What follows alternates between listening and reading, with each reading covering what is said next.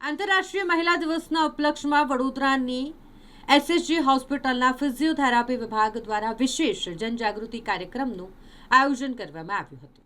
Baroda medical કોલેજના physiotherapy વિભાગના senior lecturer doctor ચેતના સેજુ અને તેમની ટીમ દ્વારા હોસ્પિટલમાં આવતા મહિલા દર્દીઓ અને તેમના પરિજનોને સ્વાસ્થ્ય પ્રત્યે જાગૃત કરવામાં આવ્યા। આંતરરાષ્ટ્રીય મહિલા દિવસની ઉજવણીના ભાગરૂપે આ વિશેષ પહેલ કરવામાં આવી। કોલેજ ઓફ ફિઝિયોથેરાપીના સિનિયર લેક્ચરર ડોક્ટર ચેતના સેજુએ તેમના પીજી પ્રથમ અને બીજા વર્ષના વિદ્યાર્થીઓ સાથે મળીને હોસ્પિટલના વિવિધ વોર્ડ અને ઓપીડીમાં જઈને મહિલાઓને દરેક મહિલા પોતાના સ્વાસ્થ્યને પ્રાથમિકતા આપે અને રોજિંદા જીવનમાં નાની મોટી કસરતોને સ્થાન આપે, નિરોગી રહે તે માટે સ્વાસ્થ્યને લગતું માર્ગદર્શન આપવામાં આવ્યું। મહિલાઓ ઘણીવાર પરિવાર અને બાળકોની સંભાળ રાખવામાં પોતાના સ્વાસ્થ્યને ભૂલી જતી હોય છે। ચાલતું રહે જીવન ચાલતું ના સૂત્ર સાથે તેમણે મહિલાઓને શારીરિક હલનચલન અને કસરતનું મહત્વ સમજાવ્યું। આ કાર્યક્રમ દરમિયાન મહિલા દર્દીઓ, મહિલા એટેન્ડન્ટ્સ અને મહિલા કર્મચારીઓને વિવિધ સ્ટ્રેચિંગ એક્સરસાઇઝ પણ શીખવવામાં આવી। સ્નાયુઓને લવચીક રાખવા, સાંધાના દુખાવા અને અન્ય મસ્ક્યુલોસ્કેલેટલ સમસ્યાઓથી કસરત દ્વારા કઈ રીતે છુટકારો મેળવી શકાય તે વિશે પણ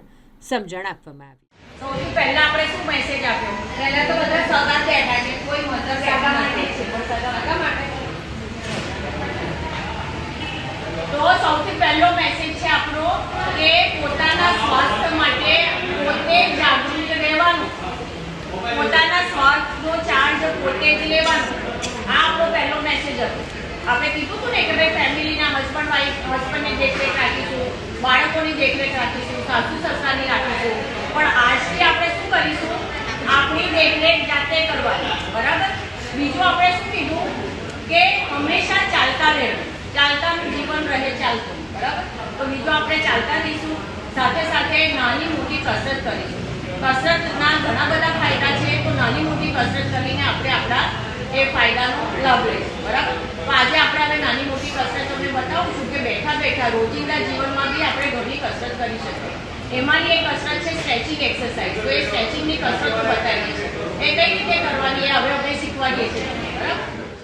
ઇન્ટરનેશનલ વુમન્સ ડે નિમિત્તે હું doctor Chetna Seju, senior lecturer in college of physiotherapy SSG hospital with my PG students, first year and second year MPT students, અમે લોકોએ એક નાનો પ્રયત્ન કર્યો છે કે એસએસજીના વોર્ડ્સમાં અને ઓપીડીમાં જેટલા બી ફિમેલ દર્દીઓ આવે છે એ ફિમેલ દર્દીઓ, એમની સાથે સાથે જે ફિમેલ કેરટેકર્સ આવે છે એમને તથા ફિમેલ એમ્પ્લોઈઝને અમે લોકોએ એક નાનો સંદેશો પહોંચાડવાની કોશિશ કરી છે કે ફેમિલીની દેખરેખમાં, બાળકોની દેખરેખમાં ક્યાં તમે તમારા સ્વાસ્થ્યને ઇગ્નોર ના કરો અને જ્યારે બી પોસિબલ બને, જ્યારે બી તક મળે પોતાના સ્વાસ્થ્યને હંમેશા પહેલું રાખવાનું, આગળ રાખવાનું, એ અમે સંદેશો પહોંચાડવા માંગીએ છીએ।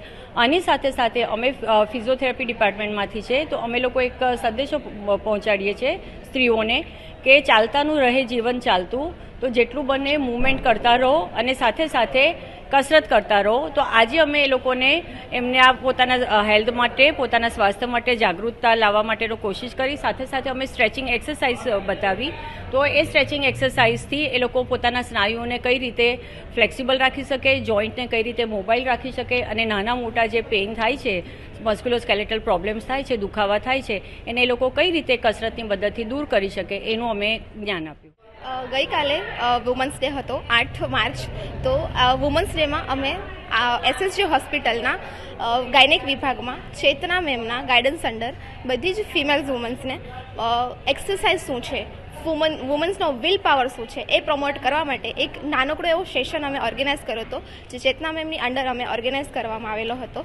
આમાં અમે બધી જ ફિમેલ્સ કેરટેકર્સ, ફિમેલ્સ પેશન્ટ્સ બધાને બેસાડી અને vote is the basic women will power એના પર અમે થોડું એમને અવેરનેસ કરી છે। એ ઉપરાંત what is the role of physiotherapy in women's life, that is the most important, જે વિમેન્સ અત્યારે બહુ ઇગ્નોર કરે છે, એને અમે અવેરનેસ પ્રમોટ કરી હતી અને બધી જ એક્સરસાઇઝ અમે એમને શીખવાડી બેઝિક, જે એ બેઠા બેઠા ચાલતા ચાલતા જે રીતે ઘરે એના ખુદના માટે કરી શકે, આ બધી જ એક્સરસાઇઝ અમે ચેતના મેમના ગાઈડ અંડર ઓર્ગેનાઇઝ કરી હતી અને આ બેઝિક અમે એમને પ્રમોટ કર્યા હતા ફોર ધ વુમેન્સ હેલ્થ। મારું નામ છે doctor Payal Singh Rakhiya, I am the PG student of physiotherapy.